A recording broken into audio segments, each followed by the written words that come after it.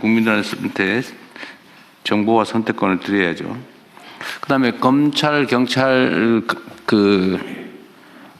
관세청 여기가 지금 마약 단속에 관계된 부처인가요?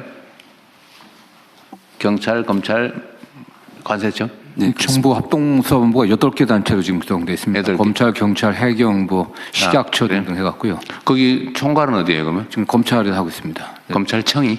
예, 아니면 수원지검에 법무부가? 합동수사본부를 만들어갖고요. 예, 검찰청? 예, 수원지검에 마약수사 합동본부 형태로 운영하고 있습니다. 관세청은 뭐 기타 예. 지금 단속 실적은 좀 어떻습니까?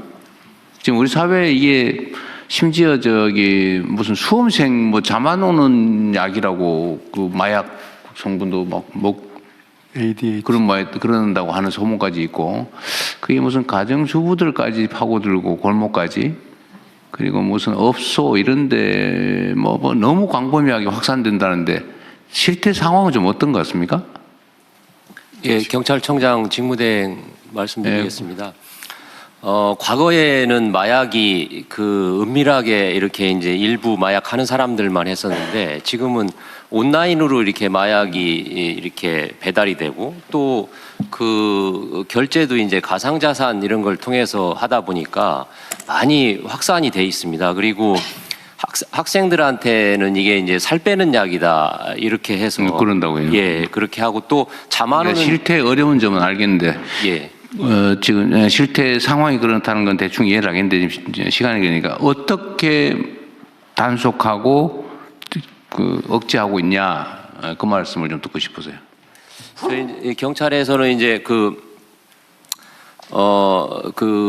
식약처와 협력해서 이제 의료용 마약 유통에 대해서도 단속을 하고, 또 이 마약이 이제 관세청을 이제 세관을 통해서 이렇게 들어오는 마약은 또 세관과도 협력을 하고, 저희 또 내부적으로 이제 마약 신고를 받아서 밑에서부터 이제 마약 투약자부터 마약 공급책으로 이렇게 올라가면서 이렇게 하는 수사도 하고, 다양한 방법으로 이렇게 수사를 진행을 하고 있습니다. 그냥 통상적인 얘기밖에 안 되는데, 검찰청. 관세청 말씀드려도 될까요? 네, 말씀하신 문제. 대통령께서 작년 말에 업무보고 때 지시하신 이후에 저희들이 보다 더 촘촘하게 국경 단계에서 단속을 강화하고 있습니다. 이제 특송 화물의 경우에는 기존의 우범국발 별도 전용 검사대가 없었는데, 그 이후에 별도로 우범국발 동남아시아라든지 우범국에 대한 별도 전용 검사대를 운영해서 지금 철저하게 하고 있고요. 그 다음에 여행자 부분도 단속을 강화를 하고 있습니다. 작년 말에 국회 관세법상 신병 검색 권한을 보다 더 명확하게 했습니다. 그래서 물론 뭐 홍보를 통해서 그런 법 수능도도 높이고 있는데, 여행자에 대한 그런 부분들도 굉장히 강화하고 있습니다. 이유는 대통령 말씀드리면은 저희 이유는 됐고요. 어쨌든 80%를 적발하는데, 결과상으로 보게 되면은 여행자가 단순 1위입니다. 그리고 그 다음에 국제우편, 특송 이런 순으로 저희들이 적발하고, 여행자가 지참하고 들어오는 게 제일 많다고요. 예. 기존에 코로나 전에는 국제우편, 특송 여행자 순이었는데, 이제 코로나 종료 이후에는 여행자가 단속 적발이 굉장히 많은 그런 상황이라서 여행자들의 불편을 최소화하면서도 단속 강화하려고 하고 있고요. 그 다음에 이제 국제우편 말씀하신 그런 부분들도 철저히 단속을 1차 저지선 단속을 보다 더 강화하고 있고, 그리고 한편으로는 말씀하신 2차 저지선 부분들을 동서울 집중우체국의 우정사업본부랑 같이 해서 10명이 지금 실제로 운영을 하고 있습니다. 그리고 또 추가적으로는 뭐 검색기라든지 장비 이런 것들도 교체를 하려고 하고 있습니다. 그래서 철저하게 저희들이 국경상에서 단속을 계속 강화하는 노력들을 하고 있습니다. 자, 반입을 검색을 통해서 차단하는 거, 그거는 관세청이 주로 하는 일일 테고, 그거는 여행자뿐만이 아니라 무슨 컨테이너나 요새 희한한 방법으로 배 타고 아예 싣고 들어오다가 제주 해안에 떨어뜨려 가지고 해안에 떠내려고 막 그러고 있더군요. 어쨌든 그런 것도 있고, 그러면 그 전에 왜 제가 우편 집중국에 그 인력을 확보해 가지고 우편물 검색하라고 한 거는 지금 어떻게 됐습니까? 예, 우편 집중국과 관련해서는 저희들이 그 이 우편 집중국이 몇 군데인데 몇 곳에 몇 명이 나가서 어떻게 하고 있어요? 예, 지금 우편 집중국이 총 22군데인데 저희들이 그동안 그 업무 보고 이후에 그 수시직제를 행안부에 신청을 했고 지금 이제 내용들이 거의 초안 단계는 완성이 된 상태입니다. 그리고 22개 집중 우체국이 있는데 그 가운데 지금 2월 3일자로 5개 부분을 확대해서 그렇게 운영을 하기로 그렇게 일단 지정을 했습니다. 지금까지는 1월 말부터 운영을 하고 있는데 지금까지는 2차 우편 집중국에서 아직 적발된 사례는 나오고는 있지 않습니다만은 계속 장비 확충이라든지 탐지견 투입이라든지 또 이번 주 오후에 지금 그 우정사업본부랑 제가 그 MOU를 체결할 계획인데 보다 더 네, 그러면 아직은 뭐 실제로 착수를 못한 것 같고 5군데만 할 게 아니라 어쨌든 행안부도 인력 빨리 배치해 주시고요. 예, 그렇게 그 기재부도 예산은 기재부가 안 하구나. 있습니다. 네, 곧저 예산 빨리 챙겨주고 하여튼 국민들이 오염돼 가고 있는 상황인데 속도를 좀 더 내주시도록 하십시오. 예, 어쨌든 들어오는 거 막는 건 그렇고 이제 추적해서 잡는 거는 아마 검찰도 그 인력 조직이 좀 있는 것 같은데. 네, 아까 말씀드린 합동수사본부에서 그 형태들의 일을 하고 있고요. 관세청 통해 가지고서 만약에 이제 어떤 문제 있는 우편물 형태로 뭐가 들어오게 되면 그걸 이제 수사기관으로 연계해서 통제 배달 같은 형태로 해서 실제 그 투약하고 유통하는 사범들을 적발해서 처벌하고 있습니다. 투약 현장 단속도 좀 하세요? 하고 있어요? 전체적으로 봤을 때 유통 쪽은 아무래도 검찰 쪽에 강점이 있고요. 투약 쪽은 경찰 쪽에서 많이 하고 있습니다. 그 예를 들면 저 의심되는 장소 있잖아요. 예를 들면 뭐 예. 말하기는 좀 그런데 예, 클럽 이런 데를 이렇게 이제 집중적으로 기간을 정해서 단속도 하고 있어요. 예. 그리고 클럽이 단속되면 업소에 이제 영업 정지 처분도 하고 그렇게 하고 있습니다. 좀 잡히기는 해요. 예, 클럽 단속에서 단속 클럽에서 그 아주 뭐 상습적으로 하는 곳도 있어서 저도 보면 여기서 하는구나 이런 거 알 수 있을 정도던데. 예, 클럽에서는 이제 그 업소에서 그 업소 측에서 이렇게 이제 직접적으로 이렇게 하는 거는 좀 조심을 합니다. 왜냐하면 단속이 되면 업소가 영업 정지를 맞기 때문에. 그렇지만 그 종업원들이 이렇게 암암리에 이렇게 하는 경우들이 있고 그렇습니다. 하여튼 마약 문제는 생각보다 좀 심각해서 예. 계속 확산되고 있잖아, 그죠? 예. 그래서 작년 그 단속 수치를 보면 그 단속 인원은 작년에 한 13,500명 정도 경찰에서 단속을 했습니다. 이건 전년도하고 거의 뭐 숫자는 비슷한 수준인데, 근데 이제 문제는 그 쉽게 이렇게 이제 접할 수 있다는 겁니다. 온라인으로 해서 그 텔레그램이나 이런 데를 통해서 이렇게 이제 사고 싶다 이러면은 이제 바로 이렇게 구입이 또 가능한. 그건 다 우편으로 들어오는 거 아니에요? 예. 그런 우편으로 들어와서 우편으로 해서 이제 일단 들어와서 우리나라에서 또 이렇게 저 소규모로 또 배달을 하는 겁니다. 그래서 경찰에서는 작년도에 그 마약 단속 인력을 대규모로 늘려서 원래 한 400명 정도 됐었는데 지금 한 900명 정도 이렇게 대폭 늘렸습니다. 그래서 시도청에 마약 전담하는 수사대가 있고 네. 경찰서에도 전담 인력을 두어서 이렇게 그 유통 사범에 대해서는 이렇게 집중적으로 단속 활동을 계속하고 있습니다. 하여튼 마약 문제는 국민이 병드는 문제이기도 하고 예. 그 지하 경제 문제이기도 하고 역량을 좀 최대한 투입해서 하도록 하시고요. 그다음에 참 전에 그런 거 있었는데 경찰 간부들은 마약 검사하라 했더니 안 하고 버틴 간부들이 몇 명 있다고 기사에 난 것 같은데. 예, 이 작년 연말에 이제 저희가 그 자발적으로 동의를 받아서 이렇게 이제 실시를 했는데 일부 그 이렇게 동의 안 한 사람은 그 검사를 안 했는데 이제 법에 이제 그거를 이렇게 명시를 했습니다. 경찰 공무원. 경찰만?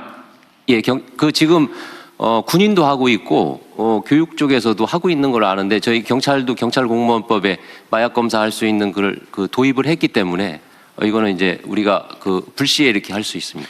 이게 사실은 이 감염 접촉면이 좀 있어서 감염 위험이 있는 감염이라는 표현이 좀 그러긴 한데 하여튼 그런 위험이 있는 공무원들은 거의 정기적으로 이렇게 체크를 해야 조심도 할 거고 예, 그렇습니다. 또 혹여라도 있을 그 감염 사례 그거 정말 큰일 나잖아요, 그죠? 예, 예. 근데 그게 경찰만 해서는 안 될 것 같은데 좀 그 관련된 단속 업무나 이거 하는 공무원들은 정기적으로 체킹을 한번 해야 되지 않을까요? 예, 대통령님 인사수석입니다. 네.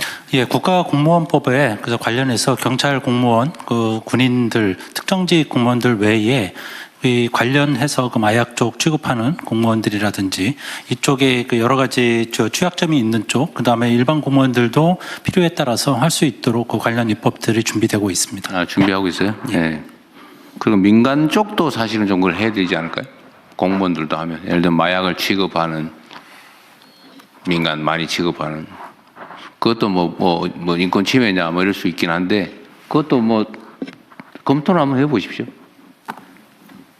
그게 예를 들면 마약을 취급하는 합법적으로 취급하는 민간인들 있잖아요. 예, 그것도 뭐 다른 쪽에서 한번 검토할 여지가 있는지 한번 찾아보도록 하겠습니다. 네. 네. 이제 공개 일반 안건을 심의하겠습니다. 총리님 협조사항 하나만 좀 말씀. 네. 저 설이나 추석이 되면은 고속도로 통행료 감면이 늘 이제 떠오릅니다. 국토교통부 소관이고 도로공사 소관인데요. 현재 본부에서 하고 있는 국가 상위 유공자 1급에서 5급은 전면 면제가 됩니다. 근데 현장에 나가 보면 6급, 7급이 50% 감면되기 때문에 이 문제에서 끊임없이 전면 감면 요청을 하고 있습니다. 대수를 보면은 도로공사 통계 자료를 보면은 1년에 평균 한 230만인데 금액은 30억입니다. 저기요, 오늘 결정해야 되는 일입니까? 아닙니다. 이걸 가지고 국토부하고 계속 저희들이 협의를 하는데 그 문서로 좀 안 준비를 되어서. 해서 가지고 오십시오. 네. 네. 문서. 그래서 계속 협의하는데 네네네. 좀 국토부에서 좀 네. 협조 좀 부탁드리겠습니다. 131호 안건을 상정합니다. 국토교통부. 공개. 네, 이것까지 그래. 공개 안건입니다. 국토교통부 차관께서 제안 설명해 주십시오. 네, 제안 설명드리겠습니다. 2026년 설 연휴 고속도로 통행료 면제 계약안은 설날을 맞이하여 고향을 찾는 국민들의 교통비 부담을 덜어드리기 위해서 위로도로법에 따라서 설 연휴 중에서 2월 15일부터 2월 18일까지 전국의 고속도로 통행료를 면제하려는 것입니다. 심의 의결하여 주시기 바랍니다.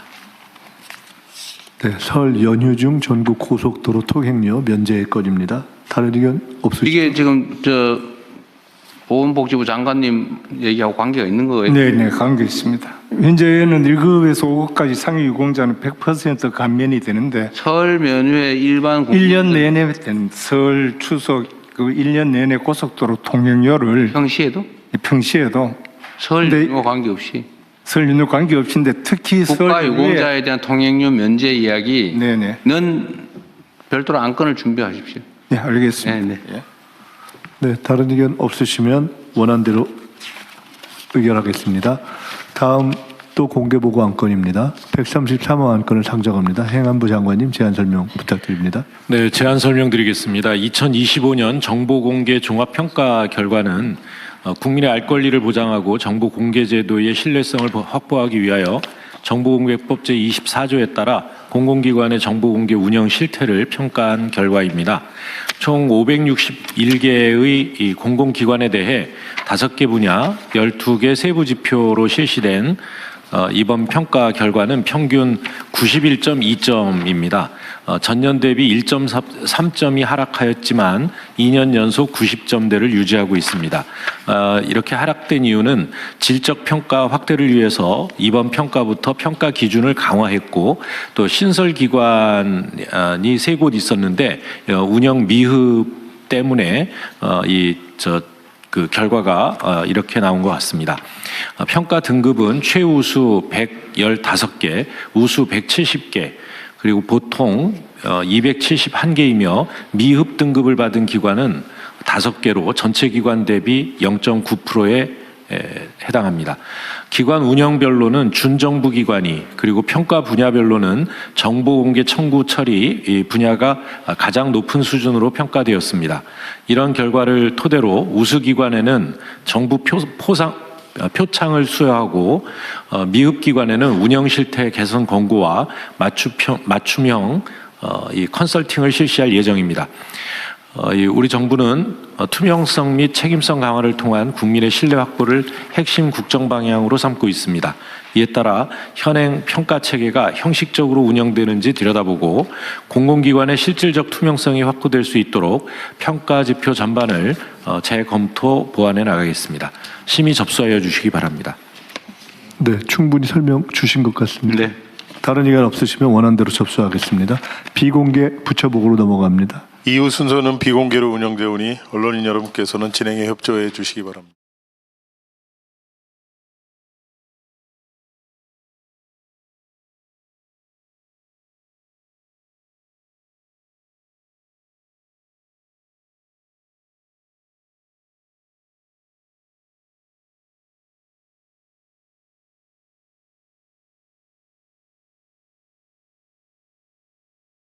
모두 국기를 향해 주시기 바랍니다. 국기에 대하여 경례.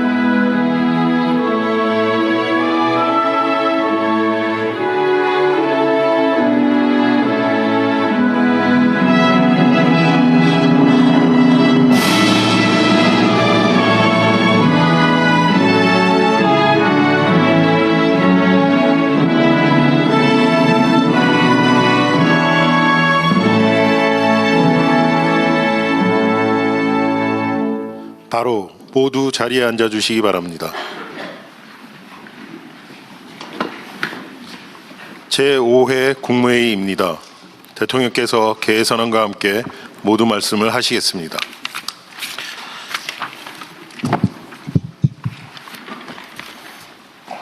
제5회 국무회의를 시작하겠습니다.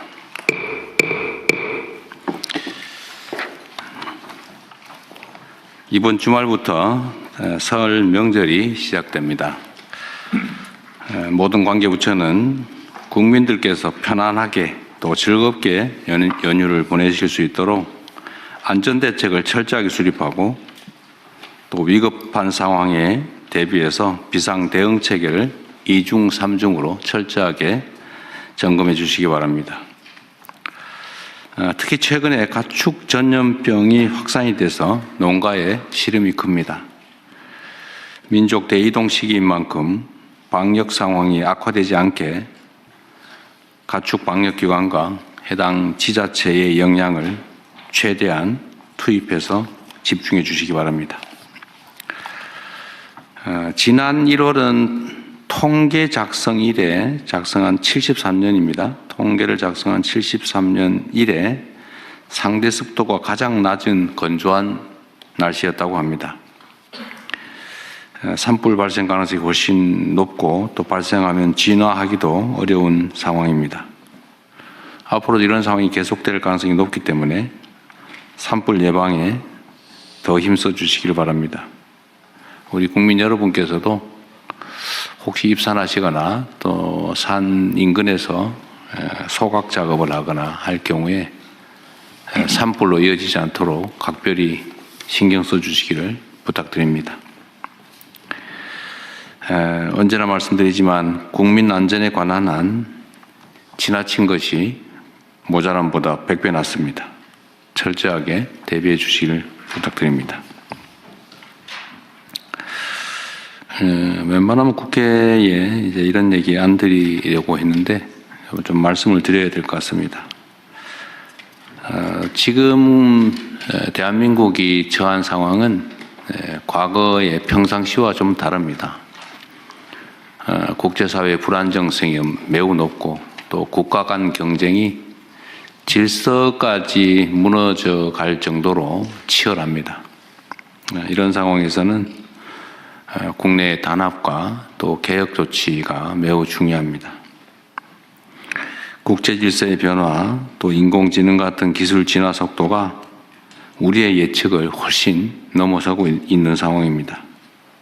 우리가 아무리 열심히 달려도 다른 나라보다 더 빨리 달리지 않으면 바로 경쟁에서 뒤처지는 그런 엄중한 현실입니다. 현재와 같은 입법 속도로는 이런 국제사회의 변화에 능동적으로 대처하기가 매우 어렵습니다.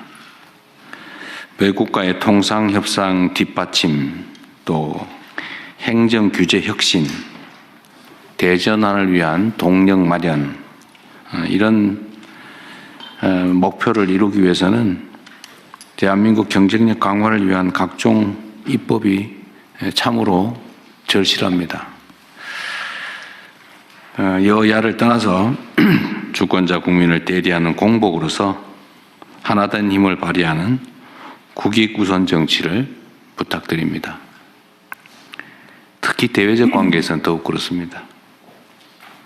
정부도 시급한 입법을 위해서 국회에 더 적극적으로 설득하고 부탁드리고, 제가 전에 노동부 장관께도 말씀드렸던 것처럼 지금 사람들이 죽어가고 있는데 현장에서 가서 빌더라도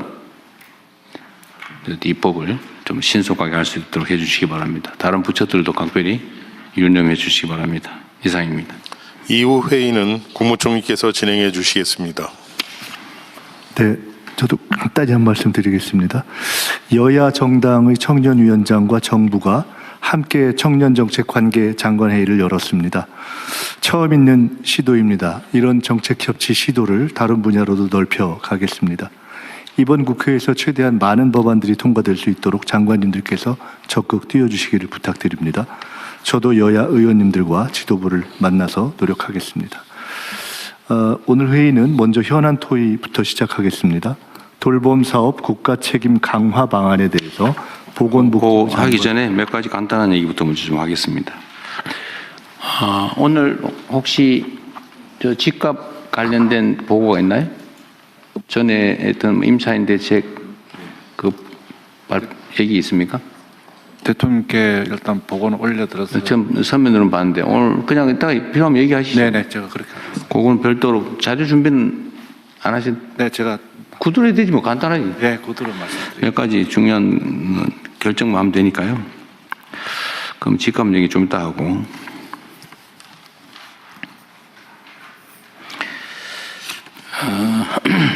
이 민주주의라고 하는 게 말씀드렸던 것처럼 국가 간 경쟁에서 매우 중요한 요소가 된 것 같습니다. 국가 구성원들의 역량을 최대한 발휘하게 하는 것은 자율성과 민주성이죠. 민주적 역량에 따라서 국가 경쟁력이 결판나는 시대가 온 것 같습니다. 그리고 이 민주주의는 여러 영역에서 이제 현실화되긴 하지만 사실 국회가 아주 모범적인 공간이기도 합니다.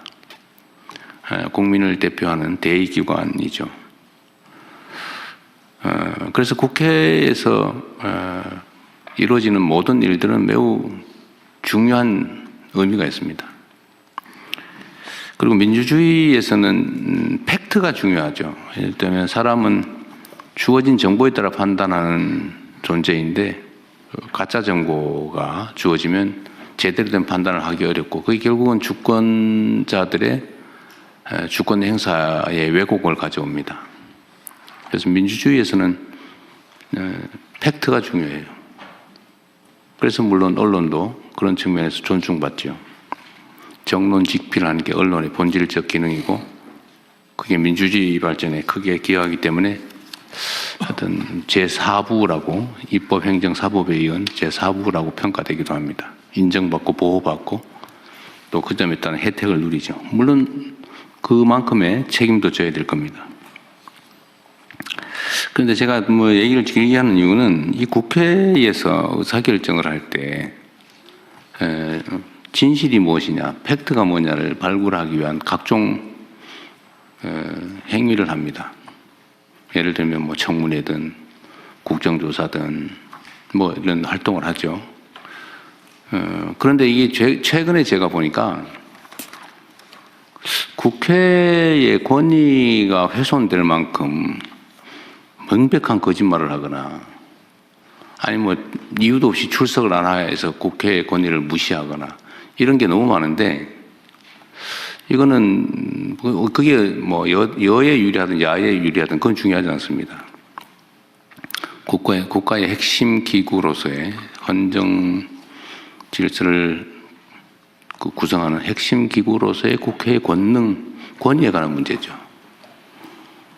국회 위증 고발 사건들이 너무 적체되고 있는 것 같은데 이 국회 위증 고발 사건에 대해서는 그게 진실인지 허위인지 정당한지 부당한지를 신속하게 가려줘야 이 국회가 국회로서의 역할을 하는데 도움이 될 것 같아요. 각별히 좀 챙겨봐 주시기 바랍니다. 그리고 이거는 뭐 별건 아닌데 제가 국무회의 방에 제가 올려놨던 건데 보통교부세 산정 얘기 있잖아요. 행안부 장관께서 검토하셨어요? 예. 아, 제가 답변을 올려드렸는데 그래? 예. 아직은 내가 못 본 것 같은데. 네네. 하여튼 이것도 이제 우리 국민 여러분께서 관심을 가질 만한 사안이라서 간단하게 말씀을 드리면 이제 정부가 이제 세입부 국세 세입으로 들어온 것 중에 21몇 %인가요? 네, 19.24%. 19.24%를 떼 가지고 지방 정부에 이렇게 나눠주는데 이거 보통 교부세라고 하죠. 이걸 어떤 기준에 따라서 어느 지방 정부에 얼마를 줄 거냐를 정리하는 기준이 있죠. 네, 그렇습니다. 근데 그게 너무 복잡해가지고 알기가 어렵다. 결국은 복잡하다 보니까 자의라고 하는 게 마음대로 하는 그런 요소가 개입할 수가 있다. 그러니까 공정하지 못하다, 의심받는다. 그러니까 차라리 이걸 앞으로는 기준을 정확하게 입력을 해가지고 네. 기계에 맡겨라. 뭐 그런 주장이 있는 거예요. 네네. 뭐 일면 타당성이 있어서 공무원도 그거 계산하려면 머리 아플 거고 뭐 그게 권력이기도 하지만 이걸 자동화하는 게 어떻겠냐 그 말이었어요. 좀 어땠어요 검토 결과는? 예, 제가 검토한 결과 이제 문제 제기한 만큼 그렇게 불투명한 것은 아닙니다만 이제 방식이 좀 복잡하다 보니까 그리고 이제 결과만 공개가 되다 보니까 그런 의심을 그렇죠. 과정과 기준이 공개가 안 되고 있죠. 예, 그래서 그 시스템을 개선해서 미리 이 자신이 자기 지방 정부가 어느 정도의 교부세를 받을 수 있는지 미리 산정해 볼 수 있을 정도로 기준을 공개하고 그 엄정하게 계산해 볼 수 있고 그렇게 하면 될 것 같아요. 자기한테 온 게 정확하게 계산됐는지도 확인해 볼 수 있게 그렇게 시스템을 개선해 나가. 그렇게 해도 문제 없는 거죠. 예, 그렇습니다. 객관적 기준에 의한 거니까. 객관적 기준으로 해오고 있는데 이제 그러니까 공개가 안 되는 계산 과정이 있다 보니까 뭐든지 이 공개를 안 하니까 의심을 사는 거죠. 네네, 그렇습니다. 행정은 공개가 원칙이니까 예. 투명하게 공개하시고 가능하면 이제 주관적 평가 요소가 그건 없죠. 없습니다. 다 객관적 요소죠. 네. 그러면은 뭐 아예 기준도 공표하고 자동화해도 되겠네요. 네네. 그렇게 하십시오. 예. 이걸 수십 년 동안 이 지적을 했는데도 지금까지 안 고쳐지고 있었던 것 같습니다. 이거 계산하려면 머리 아픈데 그 직원들 그거 하지 말고 딴 거 하라고 그러세요. 계산도 사실 컴퓨터로 하고 있는데요. 하고 있어요. 사스 통계 시스템으로 하는데. 그래요? 예. 그래 뭐 안 보여줄 이유가 없죠. 네네. 그 다음에 그 법무부에 이거 보셨는지 혹시 모르겠는데 지금 광역형 비자라고 하는 거를 지방 광역 정부에 주고 있죠. 좀 시범 사업 실시하고 시범 사업으로 뭐 하고 있는 것 같더라고요. 울산이 하고 있는 것 같아요. 예, 그렇습니다. 제가 저번에 울산 타운홀 미팅 갔더니 그런데 제가 그때 들은 얘기로는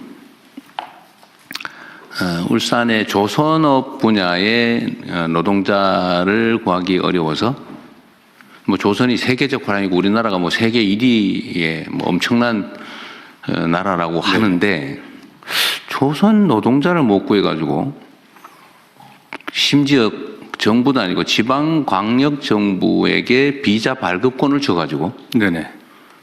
그래서 외국 노동자를 데려오게 해놨다. 그래서 결국은 울산 시장께서 그때 나오셨던데 그때 했는데 4,300명인가 뭐 4,000 몇백 명을 이제 들어왔다고 했고 예, 전체 인원이고요. 이제 들어온 게는 한 제가 알기로는 7,800명 정도 들어온 게 정확한 수준인지 기억이 안 나네요. 어쨌든 그때 들은 얘기야. 4,400명이라고 그러고 임금은 220만 원을 주고 있다고. 그래서 제가 그 얘기를 듣고 사실은 세부 내용을 몰랐는데 그게 외국인 노동자 220만 원 주고 채용을 해가지고 일을 하면 국내 노동자 일자리는 어떻게 되며? 네네. 우리 입장에서 보면 그 최저임금을 주고 있는 것 같은데. 네네. 그게 앞으로 조선산업 발전에 도움이 되냐? 그 사람들이 계속 숙련공으로 성장해서 중간 기술자로 그 성장을 해야 그 생태계가 유지될 거 아니에요? 네네. 근데 이 사람들 해가지고 뭐 한 1년 일하다 가버리고 또 220만 원 주고 쓰다 가버리고 이게 문제가 있는 것 같다라는 생각이 내가 펴뜨렸는데 나중에 보니까 요 비자로 들어온 게 4,000명이 아니고 허용 인원이 400 몇십 명이었고 그러니까 팁을 그것만 준 거예요. 근데 그 중에 88명인가가 네, 됐다고 그러더라고요. 그런데 제가 드리고 싶은 말씀은 이게 과연 바람직하냐 이게. 고용 문제나 이런 거는 국가적 과제인데 특정 지역에 그 비자 발급권을 줘가지고 그 지역에 필요한 노동자들 데려다 써라 이래버리면 국가적 통제 관리가 되겠냐 그 의심이 갑자기 들었어요. 네네. 지금 당장 판단하기 어려우실 수 있는데 요거를 계속 유지할지 시범 사업이니까. 예, 시범 사업입니다. 평가도 얼른 해보고 과연 이게 정말 유지를 할 필요가 있는지 좀 점검해서 다음에 보고를 한번 해주세요. 예, 그렇겠습니다. 여기에 임금 문제하고 지금 들어오는 게 전체 조선 노동자의 과거 20%였는데 지금 30%까지 안에서 지금 외국인 노동자를 채용하고 있거든요. 그래서 조선 산업 분야의 노동자를 30%나 외국인 노동자로 쓰고 있다고. 예, 현재 그렇게 되어 있습니다. 이걸 좀 20% 좀 낮추는 문제하고 임금이 최초에는 그 GNI의 80% 정도면 되게 한 3,500만 원 정도 내외였는데 줄여갖고 지금 최저임금으로 하다 보니까 지금 대통령님 말씀하신 것처럼 떨어졌고요. 그래서 요거에 최저임금이 아니라 지역별 그 생활임금 정도 수준은 돼야 되지 않겠냐라는 논의도 있는데 어쨌든 이게 국내 노동자들의 임금을 낮추는 그런 문제들도 있고요. 어쨌든 이 사람들 최저임금 받아갖고서는 지역경제 활성화에 전혀 도움이 되지는 않습니다. 뭐 골방내서 있다가 그냥 최소한의 생존만 하고 나머지는 다 봉국송금하고. 예, 이제 다만 과거에 산자부를 통해서 저희가 들어오는 거하고 광역형 비자의 차이는 뭐냐면 광역형 비자는 지자체에서 현지하고 협의해갖고 현지에서 좀 양성을 합니다. 통합교육고 한국어 교육도 좀 시켜갖고 보내오는 거거든요. 네, 어쨌든 이건 면밀히 좀 검토를 해보겠습니다. 이게 우리 산업부 장관님 어디 계세요? 지금 마스가라는 이 뭐 해가지고 우리가 이제 조선 분야에 미국 진출도 어쩔 수 없이 하게 될 수도 있고 그죠? 또 뭐 경제적 요인으로 따지더라도 우리가 조선 분야는 경쟁력이 높기 때문에 계속 성장 발전할 가능성이 높잖아, 그죠? 네. 실제로 경쟁력도 뛰어나다고 하고. 그런데 이제 산업부 장관님, 노동부 장관도 얘기 좀 들어보세요. 이게 우리가 이제 국가 정책으로 특정 산업 분야에 예를 들면 재정도 투자하고 외교력도 집중하고 뭐 어쨌든 막 국가 역량을 총동원해 가지고 키우잖아요. 그 중에 하나가 이제 조선 산업이란 말이에요. 조선 뭐 원자력도 그렇고 뭐 방위산업도 그렇고 뭐 반도체든 뭐 첨단 기술 AI 다 그렇잖아요. 근데 어쨌든 거기에 뭐 국민들 세금을 투자하거나 어쨌든 국가 영향을 투자해 가지고 이제 성장을 시키는데 그 성장에 따른 결과물을 제가 선거 때도 이런 얘기를 자주 드렸습니다. 우리가 새로운 성장 영역을 발굴해내되 그 새로운 영역에서는 최소한 기회도 공평하게 성과물도 공평하게 좀 가지게 해서 이 양극화를 줄여나가겠다. 그래서 성장 발전과 양극화 완화, 그러니까 공평한 기회라고 하는 것은 사실은 동전의 양면처럼 결합되어 있어야 되거든요. 근데 지금 조선 분야는 하나의 예인데 이런 식으로 이거 외국인 노동자 데려다가 막 최저임금으로 이렇게 국내 일자리 대체하고 그러면 지역 경제도 나빠진다고 막 항의하고 그래서 이 경쟁력을 가져가지고 그러면 이게 우리가 성장의 과실은 상층의 일부가 독식하고 나머지 밑에는 더 어려워지고 이렇게 되잖아요. 이러면 절대 안 되거든요. 예, 맞습니다. 근데 조선업이 하게 된 데는 불과 얼마 전까지만 하더라도 중국과의 이 경쟁 때문에 굉장히 어려운 상황이어가지고, 근데 마침 이제 대통령께서 마스가를 하면서 새로운 돌파를 마련을 했습니다. 그래서 앞으로는 조선업도 대기업 조선소뿐만 아니라 중소기업 조선소들 그리고 부품업체들 같이 대통령께서 계속 강조하셨던 게 생태계 말씀을 하셔서 생태계 관점에서 마스가 프로젝트도 진행을 해서 말씀하신 내용대로 뭐 일부 대기업만 어떤 이득을 보는 게 아니라 중소조선사들, 협력기업들 거기에 근무하는 노동자들까지 같이 어떤 혜택을 볼 수 있도록 그렇게 지금 방안을 마련하고 그 방향으로 가고 있고요. 지금 제 머릿속에서는 그 조선업의 그 외국인 노동자 30%까지는 안 되는 거라고 저는 생각해요. 내가 보기도 약간 그거는 의문이 들긴 해. 그렇게 많으면 이게 한번 확인해 보기로 하고. 아니 30%까지 허용되게 돼 있습니다. 허용돼 있다.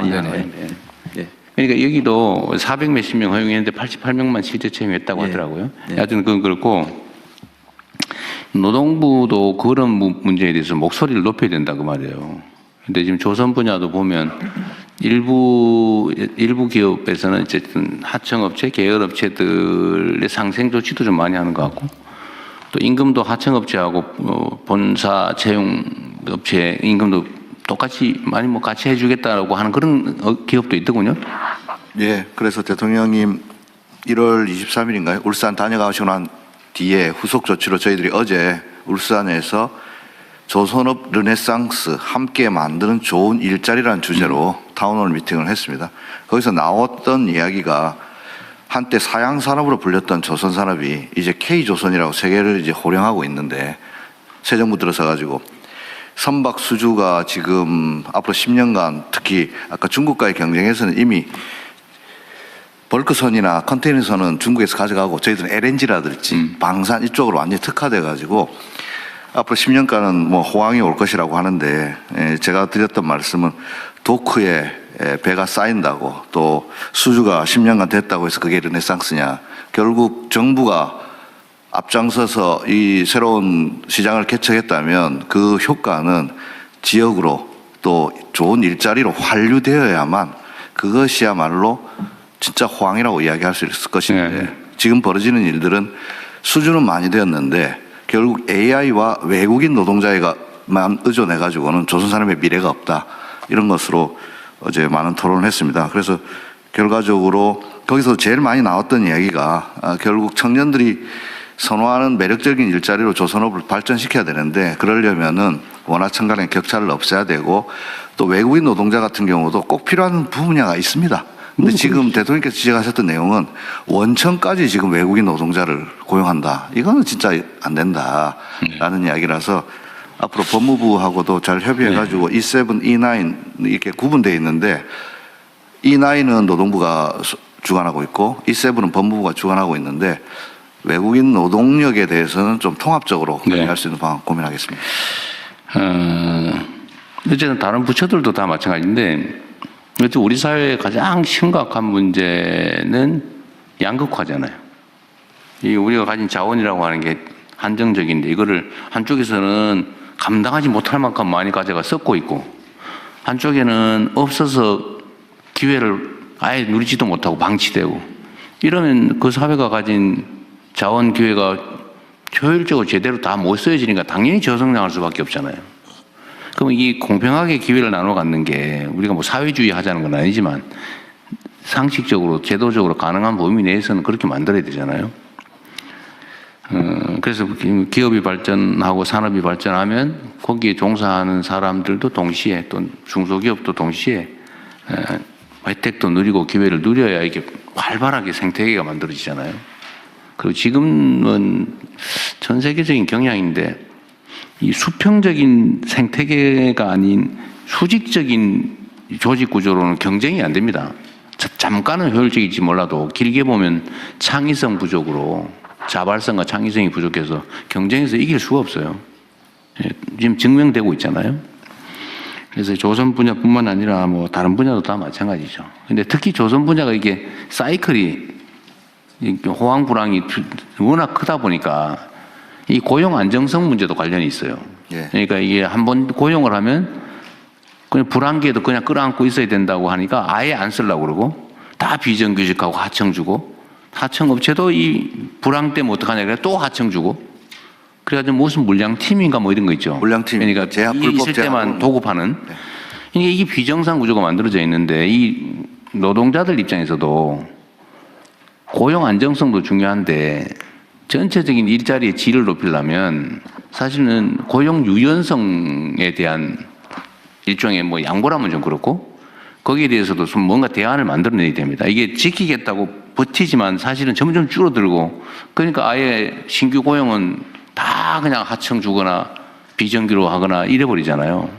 그러니까 이것도 언젠가는 사회적 대화를 통해서 대타협을 하든지 해야 되는데 지금 당장은 어렵긴 하지만 그래도 방향은 그렇게 잡고 가야 된다. 네, 그래서 네. 저희들이 어제 결론 아닌 결론으로는 조선업 르네상스를 정말로 실현하기 위해서는 노사정 또 지역 상공인 포함해가지고 사회적 대화를 통해서 정말로 어떻게 우리 조선 산업을 일으켜낼 것인가. 대통령 말씀처럼 기업의 산업부 장관 말씀처럼 기업의 어려움은 지금은 호황이라고 하지만은 또 언제 이 수주 산업이기 때문에 또 급락할지 모른다는 두려움이 있는데 그래서 제가 그렇게 말씀드렸습니다. 우리 부산, 울산, 동구든 거제든 우리 중공업, 우리 조선사라고 말할 수 있도록 평상시에 호황일 때 우리가 지역 경제에 기여했고 좋은 일자리를 만들었다고 하면 불황이 오더라도 아마 노동자들도 상인들도 우리 조선소 살리자고 나설 것이다. 자기 회사 망하게 하는 노조는 없기 때문에 그런 차원에서 거버넌스 형성이 중요하고 문제의 제일 중요한 건 신뢰 구축이 중요한 것 같습니다. 그래서 이번에 물 들어올 때 노저라고 좋은 기회가 왔을 때 서로의 입장을 이해하면서 조선 산업을 우리 대한민국의 새로운 신성장 동력으로 만들기 위해서 노사가 한 발씩 양보하고 또 정부도 적극 지원할 것을 또 어제 말씀드렸습니다. 네. 어쨌든 얘기가 많이 옆으로 새긴 했는데 하여튼 우리 사회의 중요한 해결해야 될 과제 중에 하나가 지키자고 하는 게 결국은 더 많이 잃는 결과가 오는 경우가 많아요. 대통령님, 조금 전에 사이클 관련 고용 안전성 말씀해 주셨는데요. 차체에 대통령께서 말씀하신 고용 유연성 이슈가 몇 번 말씀을 해 주셨는데 지금의 말씀하신 것처럼 기업 입장에서는 고용 관련된 이 경직성 이슈가 워낙 크다 보니까 맞습니다. 고용을 하고 싶어도 못하는 경우가 많아서 말이 대통령께서 하도를 꺼내셨으니까 저희 산업부하고 고용부가 안정성뿐만이 아니라 유연성에 관련해서 같이 가져야 기업들 입장에서 균형을 잡을 수 있을 것 같습니다. 한쪽만 가기보다는 그렇게 한번 같이 들어보도록 하겠습니다. 그러니까 나도 얘기한 김에 한 번 더 하면 이게 사회적 대화위원회가 해야 될 제일 중요한 일인데 입장이 딱 그렇더라고요 보니까. 노동자들 입장에서는 정규직 자리를 가진 사람 입장에서는 해고되면 죽음이다. 나가면 너무 춥다. 얼어 죽는다. 소위 사회 안전망이 너무 취약하고 다시 재취업 가능성도 없고 정규직과 비정규직 격차가 너무 크다 보니까 절벽 위에 서 있는 그런 느낌인 거죠. 악착같이 지키는데 물론 그 사람들은 지키겠죠. 근데 문제는 기업 입장에서는 저 한 번 정규직으로 뽑아놓으면 절대로 저거를 뭐 불황에서도 대응해서 내보내거나 안 되니까 다시는 안 뽑는다는 거예요. 정규직을. 기업 입장에서도 이해되는 바가 있잖아요. 노동자 입장에서 이해되는 바가 있잖아요. 그럼 이게 또 악순환이 계속되고 있는데 이거 어떡할 거냐. 결국 안전망이 가는 문제죠. 그래서 제가 계속 정규직이나 비정규직이나 보수가 오히려 비정규직이 더 많아야 된다. 다른 나라처럼. 그래야 그만두더라도 불안하지 않게. 그리고 뭐 실업을 하거나 이럴 경우 사회 안전망이 튼튼하다. 내가 해고되거나 아니면 직장을 고용 유연성 때문에 불안기에 그만두더라도 내가 살 길은 있다. 라고 믿어지는 거는 결국 안전망 확충이잖아요. 안전망 확충에 돈이 들잖아요. 그럼 결국 기업들이 부담해야 된단 말이에요. 그러니까 이거를 크게 보고 유연성도 양보하고 뭐 기업 입장에서 부담도 좀 늘리고 유연성을 확보하면 기업의 효율이 높아질 테니까 그럼 수입이 더 생기면 그중에 일부를 내놔야죠. 이게 크게 보고 이 대화를 해서 타협을 해야 되는데 문제는 신뢰가 없어. 아까 얘기한 대로 못 믿는 거죠. 혹시 뒤통수 치지 않을까, 배반다 하지 않을까, 이용만 해먹지 않을까. 우리 사회 대화가 부족해서 그러죠. 적대감이 너무 강해서 그냥 서로 의심하고. 그러니까 이거를 언젠가는 해결을 해야 되고 최대한 빨리 해야 되는데 그 부분도 산업부하고 사실 바로 당사자이기도 하죠. 관할 관청. 저하고 그 고용노동부 장관은 굉장히 특별한 신뢰관계가 있습니다. 그 두 분이라도 일단 해야지. 잘하고 있습니다. 네. 대통령, 저도 한 말씀. 비자관련 딱 한 가지 부충하겠습니다. 말씀하십시오. 그 전체 조속 노동자의 30%가 아니고요. 그 과거에 우리 한국 노동자들 좀 기피했던 용접, 도장, 전기원 이 세 가지 분야입니다. 네. 거기에서만 지금 시범을 하고 그렇다고. 네, 네. 뭐 기억할 그렇게 할 수 있죠. 대통령님 저도 네, 한 말씀. 말씀하십시오. 그 중소기업이 제일 복잡한 지역이지. 네, 그 사실은 이제 노동조합법에 가입해 있는 노동자들과 이 대기업과의 노사관계가 정리가 되면서 벌어진 문제가 굉장히 많은 조건들이 대기업에 다니는 사람들에게는 좋아졌지만 상대적으로 그걸로 인해 나온 이익의 부분들이 이 중소기업과 다른 부분에 가는 부분이 줄어든 거라고 저는 생각을 합니다. 네. 그래서 이 부분이 지금까지의 노사정 관련된 부분에서도 되게 많은 부분 대기업 노조와 그 대기업들 간의 이 타결 그리고 그 사이에 중소기업들 관련자들이나 소상공인 관련된 부분들은 참여자의 숫자도 굉장히 적고 이러다 보니까 전체적으로 최저임금을 결정하거나 여러 가지 단계에서 대기업과 대기업 노조 간의 결정들이 오히려 영향은 중소기업과 소상공인들에게 다 미치는데 여기에 대한 입장을 낼 수 있는 자리도 내용도 이 숫자도 없다라는 부분들이 저는 지금의 문제를 그렇죠. 되게 많이 가져왔다 생각합니다. 그래서 그런 부분에서 이제 어떻게 이 유연화 관련된 얘기가 나올 때 이들의 참여도 좀 더 확대시킬 네. 거냐라고 하는 부분도 저는 좀 같이 열어서 생각해야 된다고 봅니다. 한때는 물론 흘러간 과거의 뭐 유행가 같은 거긴 하지만 만국의 노동자여 단결하라 뭐 이런 얘기도 있었는데 뭐 그거는 사실 이상에 관한 거고 문제는 대기업의 정규직 노조 예를 들면 여기는 이제 자기 입장이 중요하니까. 근데 사실은 제3 하청업체, 비정규직 아니면 실업자 여기에 대한 배려를 할 수가 없는 상황인 거죠. 그래서 사실 노조의 조직 형태도 여기에 영향을 미치는 것 같아요. 예를 들면 기업별 노조, 그렇습니다. 정규직 노조, 비정규직 노조, 사내 하청 따로 이런 것도 뭐 영향을 미치는. 그래서 결국은 산업별 노조 형태하고 임금 교섭도 산업 단위로 이렇게 광범위하게 해줘야 사실 그 사회가 좀 뭐라 그럴까 정상화될 텐데 너무 하다 보면 너무 밤새야 될 것 같습니다. 이제 그만해야 되겠 오늘은.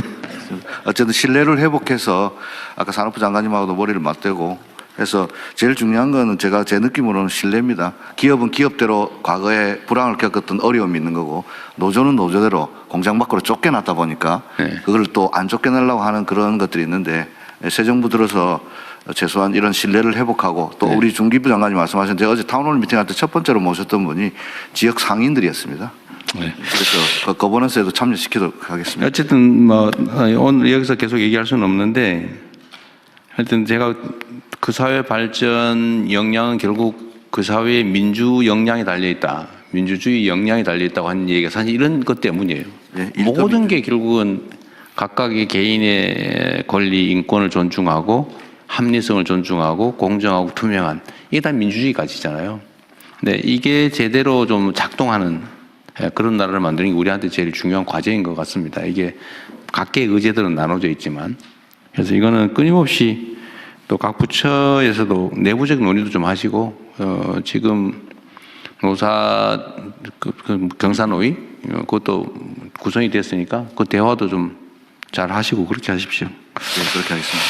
그리고 추가로 붙여서 한 말씀을 드리면 제가 그 국무위원들께 막 시도 때도 없이 막 이런저런 거 막 던지잖아요. 그러니까 뭐 보시면 뭐 이런 것까지 싶을 수도 있어요.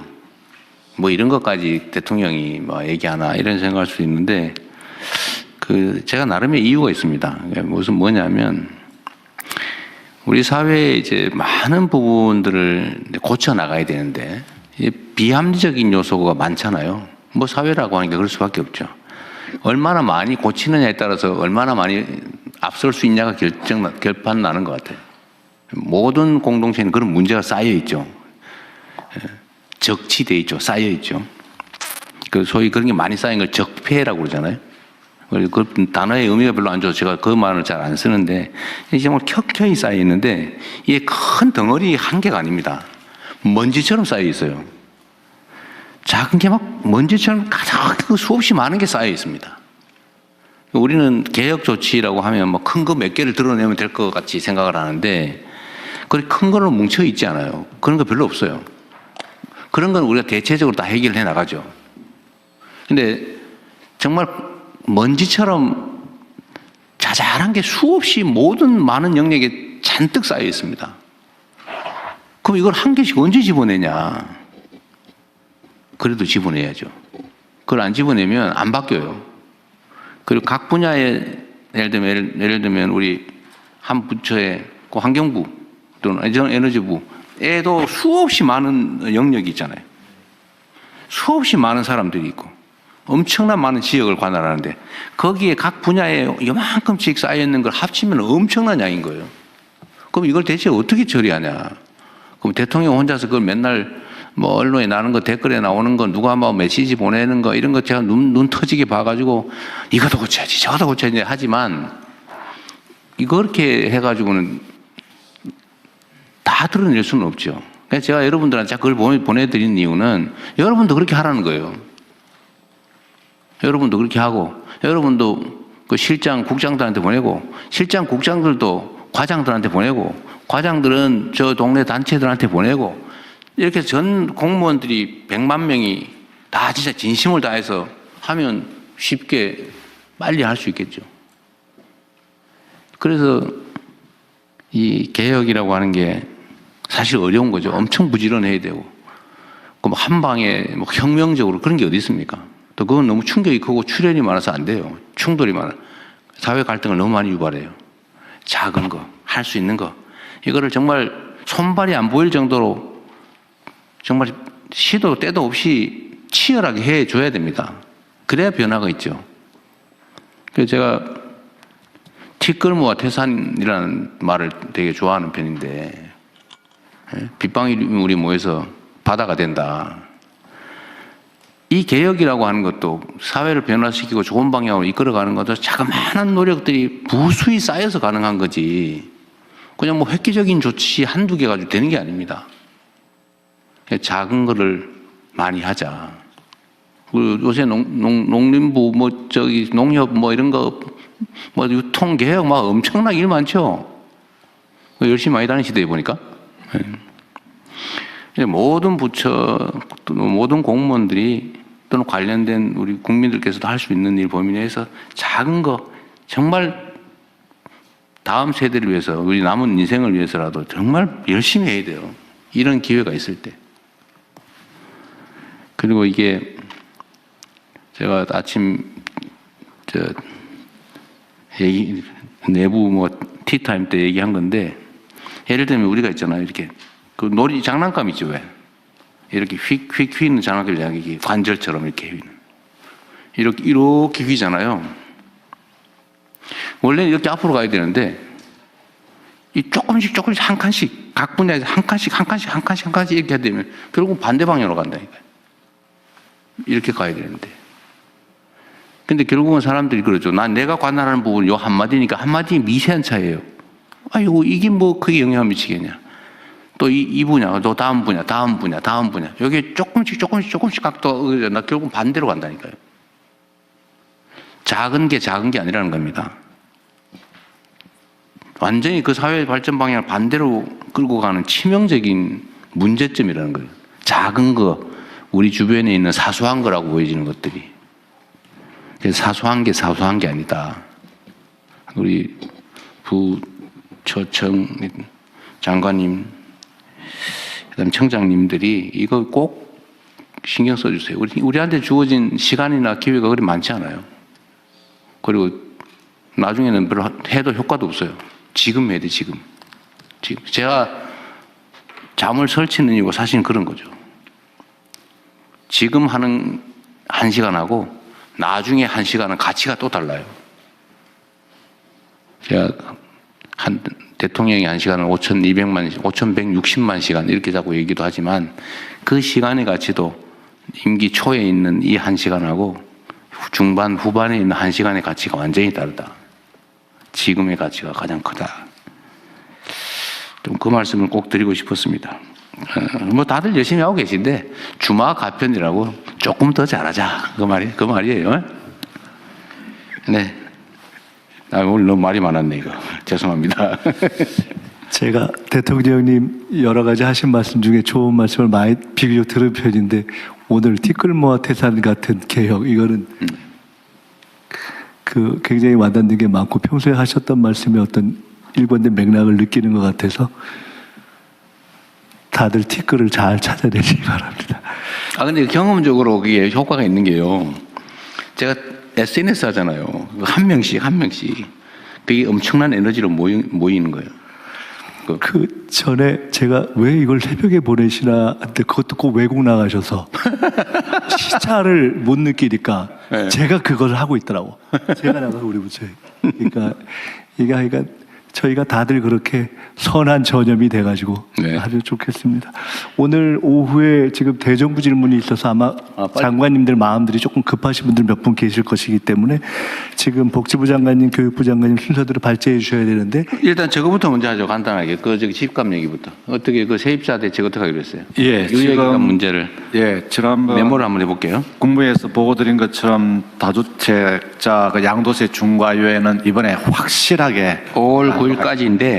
예, 대통령 아마는 없습니다. 아마 없어요? 아마 없습니다. 아마 없어졌네. 네, 없어졌어요.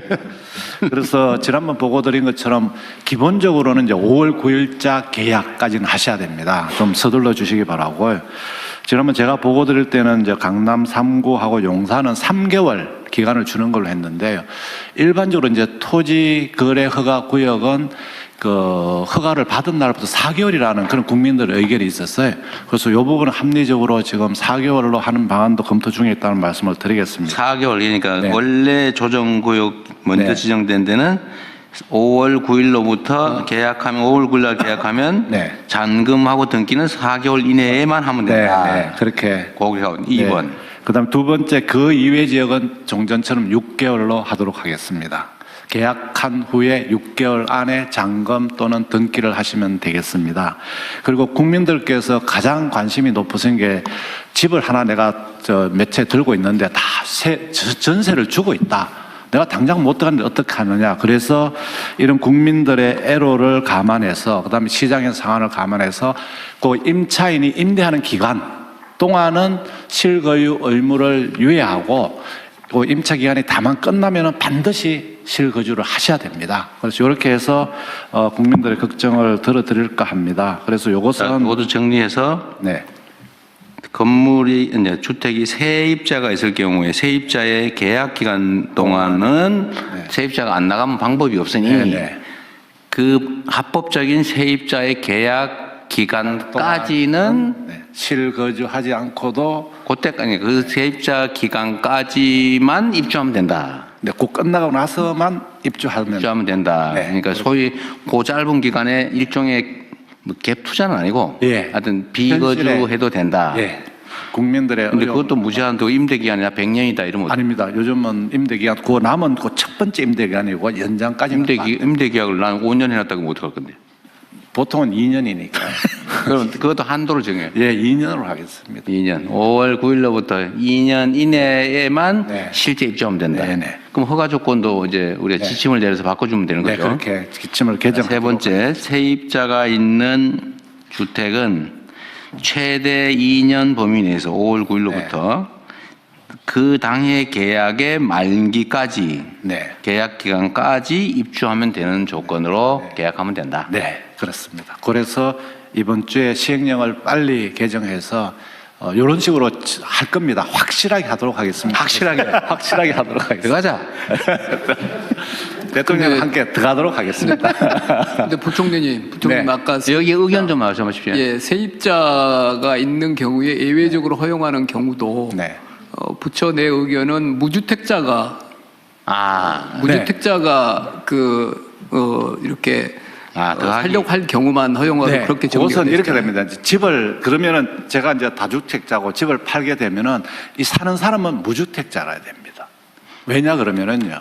이걸 만약에 확대하게 되면은 이거는 세 번째 얘기에 네. 대해서만 그죠? 그러니까 임대 기간이 남아 있는 6개월 이내라면 아무 문제가 없고 6개월 이내면 되는 거야. 잔금이었고 잔금 내고 들어가는 거니까 6개월 이내는 신경 쓸 거 없고 또 4개월 6개월 상관없는데 그 이상으로 임대 기간이 남아 있는 물건의 경우에는 매수인은 무주택자인 경우에 임대 기간까지 2년 범위 내에서는 허용을 한다. 이렇게 하잔 말이죠. 맞습니다. 그리고 아까 대통령이 말씀하신 5년 그거는 본인이 실제 내가 거기에 거주하겠다고 말하면은 임대차 보호법상 그거는 그냥 계약갱신이 안 됩니다. 그러니까 2년으로 딱 한정해도 됩니다. 그러니까 경제성장 최대 2년 범위 수입니다. 내에서. 네. 저기 그 발표일로부터 2년으로 지금 돼 있습니다. 그러니까 5월 9일로부터 2년이 아니고 이 정책을 발표한 날부터 2년 이렇게 지금 그렇지. 것이 그때 새로 세를 주진 않으니까. 네, 그렇습니다. 지금 다시 세를 주고 하는 이런 거는 발표 언제 할 건데요? 발표 이번 주에. 이번 주에 네, 공식 발표. 그럼 이번 주로부터 2년 범위 내에서 네네. 세입자 문제는 복잡하네. 그러니까 해당되는 사람만 이해하면 되고 이게 이제 중개업자들이 머리 아프시긴 하겠네요. 정확하게는 아마 이제 재정경제부에서 아마 자세하게 정리를 해서 1안, 1사안, 2사안, 3사안. 네네. 대충 말씀대로 1, 2, 3, 4. 이 조정교육 조기 지정된 데는 5월 9일부터 4개월. 이제 9월 9일까지 잔금 내면 된다. 근데 그 외에 지역은 조정 지역은 11월 9일까지로 하고 그 외에 세입자가 있는 경우에는 발표일로부터 2년을 최대 범위로 해서 무주택자가 사서 그 기간 안에 들어가면 그것도 다 허가해 준다. 네. 그럼 됐고요. 네. 그다음에 이 얘기 나온 김에 이건 됐고 그러니까 매입 임대 등록된 주택, 다주택도 두 종류가 있잖아요. 그냥 내가 다주택인 경우하고 임대주택 등록을 하고 사업자 등록을 하고 하는 다주택하고 있는데 임대주택 등록을 하고 다주택인 경우에는 어쨌든 8년 임대해야 된다. 뭐 기간 제한도 있고 뭐 연 5% 제한도 있고 그 대신에 이제 취득세 깎아주고 종부세 그다음에 재산세 깎아줬고 양도세도 다주택 중과에서는 제외해줬다. 그죠? 근데 이게 지금 제가 보니까 좀 문제가 뭐 오피스텔이니 뭐 이런 연립주택 모르겠는데 수요가 많은 아파트의 경우는 이게 1년 있는데 그 제도 자체가 그 8년이 지났어요. 의무 임대 기간이 지났어. 근데 일정 기간이 아니고 그것도 무제한으로 뭐 100년이고 1000년이고 또 중과도 안 하고 그럼 그때 샀던 사람은 300채, 500채 막 가진 사람도 많던데 그거는 양도세 중과 없이 뭐 한 20년 후에 팔아도 되고 뭐 이렇게 되잖아요. 네, 그렇게 현재는 되고. 그건 좀 문제가 있죠. 그것도 일정 임대가 종료되고 나서 일정한 기간 내에 팔아야지만 그 제한 기간을 정해야 될 것 같아요. 정하도록 하겠습니다. 적정한 기간을 정하고 그 후에는 일반 주택처럼 똑같이 하도록 하겠습니다.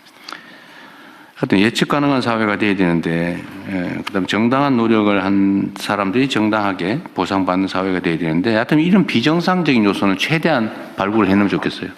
그래서 제가 아까 그 제도 개선을 할 때 각 부처에서 좀 노력을 해달라고 하는 게 하여튼 곳곳에 조금씩 이런 요소들이 있어요.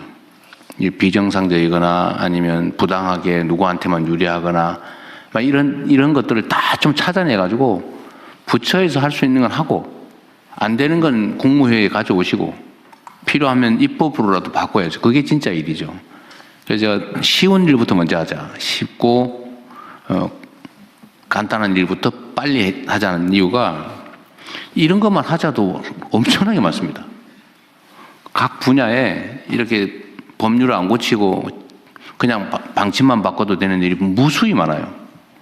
그거를 뭐 이때까지도 열심히 했을 걸로 생각은 되는데 일단 다 좀 찾아내가지고 좀 모여서 브레인스토밍도 좀 하시고 의견들을 좀 들어서 또 그 이해관계자들 의견도 듣고 또는 뭐 시민단체든 아니면 우리 국민들 의견도 최대한 모아가지고 할 수 있는 작은 것부터 빨리빨리 고쳐 나가도록 하십시오. 이제 자리도 좀 다 잡았잖아요, 그죠? 이런 것도 저도 이렇게 맨날 이거 고민해요. 이거 어떻게 하면 이거 맨날 그 찾아내는 게 일인데 여러분도 각 소관 분야에서는 이렇게 해주시기 바랍니다. 예. 빨리빨리 진행합시다. 말이 너무 많았네. 잠깐만요. 이게 좀 주제가 많은데 어떻게 해야 될까 모르겠어요. 갈려 복지부 장관님, 갑시다. 교육부 뭐, 장관님 일단 한번 시작해 보시죠. 네. 가급적 압축적으로 해주시기 바랍니다. 조금 진행해 보면서 시간 조정하겠습니다. 네. 어디부터 하는 거예요? 복지부 장. 네, 돌봄 사업 국가 책임 강화. 네, 복지부 장관입니다. 지역사회 통합 돌봄을 위한 국가 책임 돌봄 체계 구축에 대해 보고드리겠습니다. 돌봄은 국가의 역할이 필수적인 영역으로 어르신, 장애인, 환자, 영유아, 초등 5대 분야 돌봄에 대한 국가 책임을 강화하는 것이 필요합니다. 보건복지부는 어르신, 장애인에 대한 지역사회 통합 돌봄과 간병 부담 경감 방안을 보고드리겠습니다. 먼저 어르신, 장애인에 대한 지역사회 통합 돌봄입니다. 올해 3월 27일부터 의료 요양 등 지역 돌봄의 통합 지원에 관한 법률이 시행되면서 지역사회 통합 돌봄을 전국에서 시행합니다. 주요 내용입니다.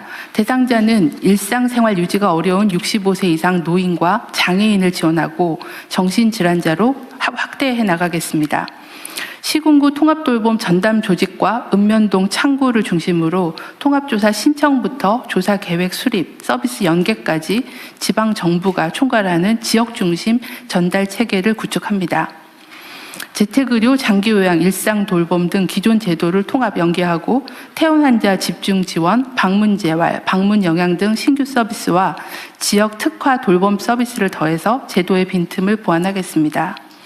서비스 기반이 취약한 농어촌, 도소지역에서는 공공의료기관과 사회서비스원 등 공공자원을 보다 적극적으로 활용하여 사는 지역에 따라 돌봄 수준이 차이나지 않도록 하겠습니다. 다음입니다. 통합돌봄 준비 상황입니다. 중앙정부는 예산, 조직인력, 정보시스템, 거버넌스 등 제도 기반을 마련하였습니다. 통합돌봄 예산을 914억 편성하였고 지방정부 전담 인력의 기준 인건비를 5,346명 배정하였으며 인건비 일부를 국비 지원할 예정입니다. 고령화율과 의료 취약지 여부를 고려해서 지역 서비스 확충 예산을 차등 지원할 계획입니다. 지방정부는 조례제정, 전담 조직 구성, 인력 배치 등 운영 기반을 갖추고 대상자 신청 발굴부터 서비스 연계까지 시범 운영을 통해 3월 본사업을 준비하고 있습니다. 협조 요청 사항입니다. 인프라와 경험이 부족한 농어촌, 도소지역 등은 준비에 어려움을 겪고 있어 돌봄 보장을 위해 전담 인력을 확보하고 역량 격차를 줄이는 지원이 필요합니다. 행정안전부에는 지방정부가 배정된 기준 인건비를 차질 없이 정원에 반영하여 신속하게 선발 배치하도록 독려를 부탁드리고 이행 점검을 함께 해주실 것을 요청을 드립니다. 주거, 농촌 등 생활 인프라가 통합 돌봄과 긴밀히 연계되도록 국토교통부에는 매입 임대와 고령자 복지주택을 활용한 중간집 등 주거, 돌봄 연계 모델 확산을 요청드립니다. 농림축산식품부에는 농촌 돌봄 농장, 돌봄 공동체 등 기존 사업과 연계한 농촌형 통합 돌봄 확산을 요청드립니다. 향후 계획입니다. 본사업 시행 전까지 지방정부의 조직 인력 배치 현황을 집중 점검하고 준비가 미진한 지역은 교육과 현장 방문 등을 통해서 지원을 강화하겠습니다. 3월에 로드맵을 발표할 예정이고 이후에는 5개년 기본계획을 통해 지역중심 통합돌봄 체계가 현장에 안착되도록 추진하겠습니다. 다음으로 간호간병 서비스 확대 및 간병비 부담 경감 정책 추진 상황입니다. 국민의 간병비 부담을 경감하기 위해 의료, 간병 필요도가 높은 요양병원 입원 환자에 대한 간병비 본인 부담 경감 추진 계획을 수립 중이며 올해 하반기에 발표하고 내년부터 시행하겠습니다. 급성기 병원의 입원 서비스의 질을 높이기 위해 간호간병 통합 서비스를 시행하는 병원을 확대하고 중증 환자에 대한 서비스도 계속 개선해 나가도록 하겠습니다. 이상 보고를 마치겠습니다. 아주 간략하게 잘해준 것 조금 더 압축적으로. 네, 이어서 교육부 간단하게. 교육부도 있어요? 하겠습니다. 네. 맞벌이 가구가 증가하고 있고 가족 구조가 변화되면서 영유아 돌봄 수요가 계속 확대되고 있고요. 또 이게 근무 형태가 야간 교대, 주말 근무 이런 게 있어서 출퇴근 시간이나 방학 휴일 같은 때 그런 틈새 시간에 돌봄 수요가 또 늘어나고 있습니다. 영아에 대해서. 그래서 학부모가 안심할 수 있는 맞춤형 교육 돌봄 환경을 조성하고 촘촘하게 지원할 필요가 있습니다. 초등학교도 1, 2학년은 학교 돌봄을 집중 지원하고 있는데 고학년에 대한 돌봄, 심야, 또 방학 때 그리고 이제 긴급 돌봄 같은 것들이 여전히 좀 사각지대로 남아 있습니다. 그래서 저희 방안을 마련했습니다. 첫 번째, 영유아 돌봄 확대 그리고 질 제고 추진입니다. 유치원이나 어린이집에 다니고 있는 영유아에 대해서 맞춤형 돌봄을 운영하려고 합니다. 학부모님이 필요한 시간에 안심하고 자녀를 맡길 수 있게 기관 운영 시간을 확대하겠습니다. 아울러 거점형, 연계형 돌봄 운영을 통해서 다니는 기관 외에도 언제 어디서나 부담 없이 돌봄을 이용할 수 있게 하겠습니다. 아동이 기관에 머무는 동안 질 높은 교육 돌봄 서비스를 제공받을 수 있도록 연령과 발달을 고려한 프로그램을 개발해서 보급하고 어린이집 0세반부터 교사 1인당 아동 비율을 낮춰 나가겠습니다. 또 올해부터 아침 돌봄 인건비를 신설해서 돌봄 인력에 대한 현장 부담을 줄여 나가겠습니다. 다음은 가정 양육 영아에 대한 돌봄 서비스 강화입니다. 가정 양육 중에 긴급 일시적인 돌봄 수요에 대응하기 위한 시간제 보육 서비스의 질 제고를 위해서 교사대 아동 비율을 1:3에서 1:2로 축소하겠습니다. 또 시간제 보육 운영 반도 확대해서 실제 이용 수요가 높은 지역부터 우선 고려해서 지역 간 서비스 격차를 완화하겠습니다. 아울러 서비스 이용자의 편의 향상을 위해 이용 예약 관련 기능 개선도 추진할 계획입니다. 두 번째는 온 동네 초등학교 돌봄 교육 추진입니다. 지역사회와 학교가 함께 협력해서 희망하는 학생에게 사각지대 없는 돌봄과 교육을 제공하겠습니다. 이를 위해서 지자체와 학교 간의 협력 체제를 구축하고 학교와 지역 돌봄기관 간의 역할을 분담하며 학교와 지역의 돌봄 인프라 확충 등을 지원하겠습니다. 돌봄보다 교육에 대한 수요가 더 큰 초등학교 고학년들에게는 방과 후 교육 참여를 중점 지원하겠습니다. 이를 위해서 올해 3학년을 대상으로 연 50만 원의 방과 후 프로그램 이용권을 도입하겠습니다. 다음에 범부처 협력 과제입니다. 돌봄 확대에 따른 현장의 부담을 완화하고 인력 부족을 해결하기 위해서는 범부처 협력을 통한 돌봄 인력 확충이 필요합니다. 그래서 복지부에 그 노인 일자리 사업과 연계해서 유아 돌봄 인력을 확보해서 돌봄이 안정적으로 운영할 수 있도록 지원하겠습니다. 초등 돌봄 사각지대 해소를 위해서는 학교와 지역 돌봄기관의 인프라를 함께 확충해야 됩니다.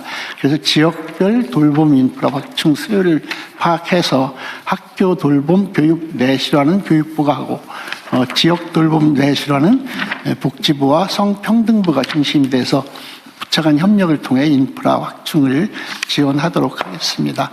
교육부는 관계부처 및 지자체와 긴밀히 협력해서 영유아 및 초등 돌봄 공백을 해소하기 위해 노력하고 현장에서 체감할 수 있는 돌봄이 이루어지도록 지속적으로 점검 관리해서 국가 책임 돌봄 강화를 위해 최선을 다하겠습니다. 네, 이상 마치겠습니다. 네. 나머지 보고들은 서면으로 참조하시면 될 것 같고요. 네. 그거는 그냥 발제를 들으신 것으로. 네, 그럼 네. 됩니다. 네, 뭐 열심히 해야 될 일이니까요. 네, 총리님 저희 한 2분 정도만 저희 성평등 가족부에서 하고 말씀하세요. 있는 돌봄에 대해서도 좀 소개해드리고 싶은데요. 그러니까 지금 복지부와 교육부 관련 돌봄이 나왔었는데 사실은 성평등 가족부에서는 지속적으로 영유아 아이 그리고 초등, 중등 대상의 사각지대 해소의 돌봄 역할을 맡고 있었습니다. 전국에 사실 시군구 355개의 방과후 아카데미를 통해서 15,000명 가량의 초등 고학년과 중학생 돌봄이 이루어지고 있습니다. 그리고 12세 이하 자녀 대상으로는 아이돌봄 서비스가 제공되고 있어서 더 많은 국민들께서 성평등 가족부의 센터를 통해서도 이런 돌봄을 이용할 수 있도록 좀 말씀드렸습니다. 네, 이상입니다. 네.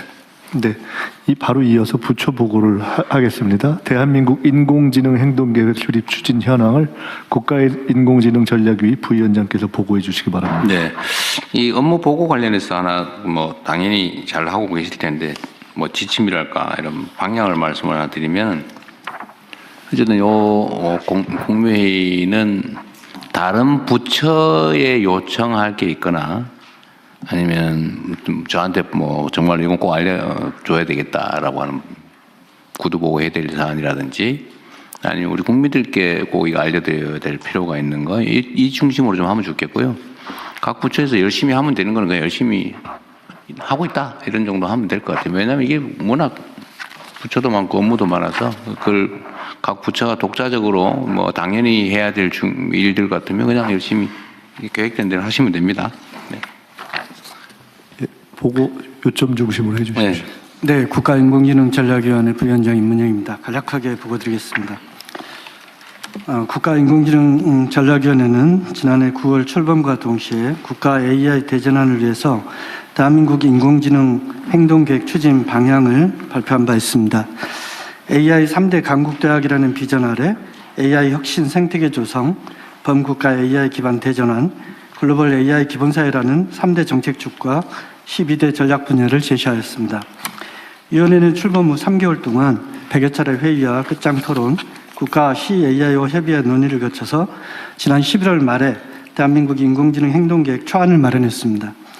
그 후 출범 100일 기자간담회를 개최하고 330개 정도의 주요 기관, 단체를 대상으로 초안을 설명하는 한편 행동계획 전체를 공개하여 의견을 접수하는 등 폭넓은 소통을 추진하였습니다. 그 결과 총 99개의 실행과제 아래 326개의 정책 공고에 달하는 대한민국 인공지능 행동계획